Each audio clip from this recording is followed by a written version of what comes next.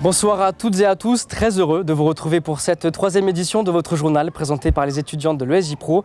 Retrouvez-nous chaque soir pour parler de différentes thématiques autour du voyage. Aujourd'hui, un sujet majeur au What Trip Festival, l'environnement. Suivez-moi.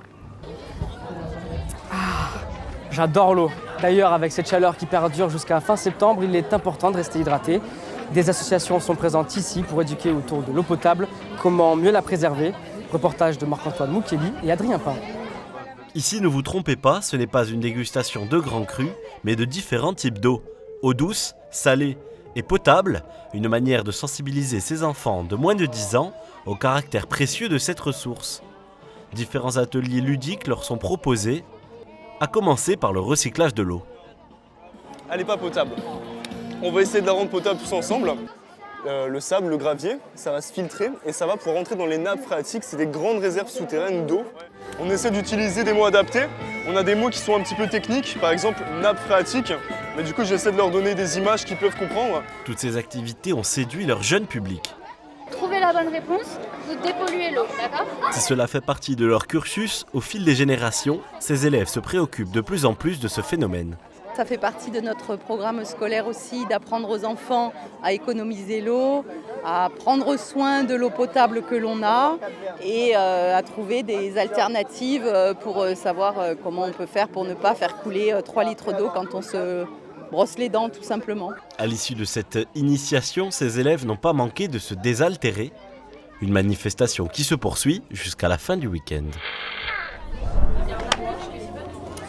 Ici, au What Trip Festival, on sensibilise dès le plus jeune âge aux enjeux écologiques. Ces ateliers sont organisés à la Blue Zone jusqu'à dimanche. Maëva Pourchet et Marlise Pario en ont testé pour vous ce matin. Est-ce que ça vous dit de savoir la durée de vie des déchets ? Aucun des enfants n'a la réponse. 1000 ans pour un téléphone, 5 ans pour un mégot de cigarette. Autant d'informations que transmettent ces étudiants au CE2 de Caroline.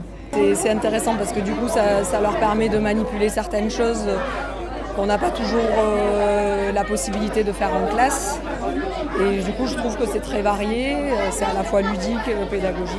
Sur le stand juste à côté, Lucas réalise une opération d'une tortue avec une peluche face à des enfants de 8 ans. Une manière de capter leur attention. Et l'exemple n'est pas pris au hasard. Protéger les tortues, c'est important parce que les tortues, on appelle ça une espèce parapluie. C'est-à-dire que s'il y a un bon développement d'espèces dans un écosystème, donc la tortue se développe bien, ça montre un état de santé global de l'écosystème. 75 à 199 millions de tonnes de plastique polluent nos océans, selon les données officielles. Ici, Jawen nous apprend la fabrication de dentifrice maison, sans emballage plastique. La recette est simple, 3 cuillères d'argile blanche et 1 cuillère de bicarbonate. Là, on mouille la brosse à dents et après on trempe dans notre petit mélange et on aura notre dentifrice traditionnel. Dans toutes les allées du parc, 4 bénévoles ramassent les déchets jetés au sol par les visiteurs et parfois même à côté des poubelles. Et ça, c'est une récolte en combien de temps ? Je sais pas, même pas 5 minutes. Beaucoup prennent des valeurs, mais peu les appliquent. Et là, en fait, cette fois-ci, c'est vraiment un festival qui les prennent et qui les applique, donc c'est super intéressant. Et pourtant, il y a des poubelles pour tout type de déchets. Toutes ces actions sont bien visibles et séduisent le public. On est rentré, c'était très propre. Le parc est c'est très propre, tout est bien. Il y a des poubelles partout. Cette chasse aux déchets va durer jusqu'à dimanche.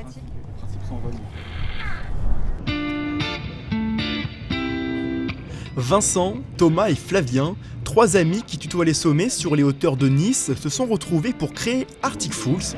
Nous avons rencontré Vincent Lavrov qui nous parle de son épopée, un film plaisir, un parti pris, un choix assumé. Vincent Lavrov, bonjour.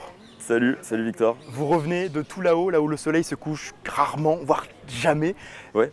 Vous avez fait une série Arctic Fools. Dans l'épisode 2, il y a cette phrase prononcée par Thomas. C'est le réchauffement climatique, c'est quand vous êtes torse nu, quand il fait beau dans cette journée enfin ensoleillée. Est-ce que c'est pour se moquer, c'est de l'ironie ou c'est vraiment... C'est une bad blague, c'est clairement une bad blague parce qu'on est torse nu dans un endroit où il fait moins 10 degrés, tout est blanc, il y a de la neige, on voit les samis qui passent à motoneige, qui ont des fourrures énormes sur eux. Donc c'est un peu une blague, mais sur le ton de cette blague, il y a quelque chose de dramatique derrière. Ça, derrière, c'est également aussi pour faire remarquer aux gens, ouais voilà, là il y a un problème. C'est pour se dire, genre, on est là, et c'est tempéré quoi, alors que ça devrait être froid. C'est tempéré, c'est anormal. C'est pas normal. On est fin mars, du coup pour eux c'est un début de printemps. Normalement ça devrait neiger du gros flocon. Est-ce que les gens peuvent comprendre ça? Voilà. Là, on regarde un film, il est en train de nous montrer ses aventures avec ses copains, mais il y a un réel problème derrière. Pourquoi il ne le montre pas, ce problème? C'est la question qu'on peut se poser. C'est une question on s'est beaucoup posée. Et avec le recul, je suis content qu'on n'ait pas fait un film sur l'environnement à propos écologique. Il y a des auteurs qui en parlent beaucoup mieux que nous, qui n'avons pas la formation scientifique pour avoir le propos juste. C'est peut-être pas notre place de faire ça. Demain, si on arrive à intégrer des glaciologues, des climatologues, des personnes qui ont vraiment ce bagage technique pour comprendre, avoir le propos juste, ça ce serait un plaisir de le mettre en image, mais ce sera un autre film, ce sera une autre aventure, ce sera peut-être pas une aventure d'ailleurs, ce sera plus un film là-dessus. Ça sera différent. Merci beaucoup Vincent Lavrov, on vous souhaite un très bon festival et puis prochaines aventures. Ça marche, merci. C'est la fin de ce journal, merci de l'avoir suivi. Nous vous retrouverons demain pour parler préparation et organisation d'un film d'aventure. Je vous laisse avec les choses vues de la journée, moi je retourne travailler.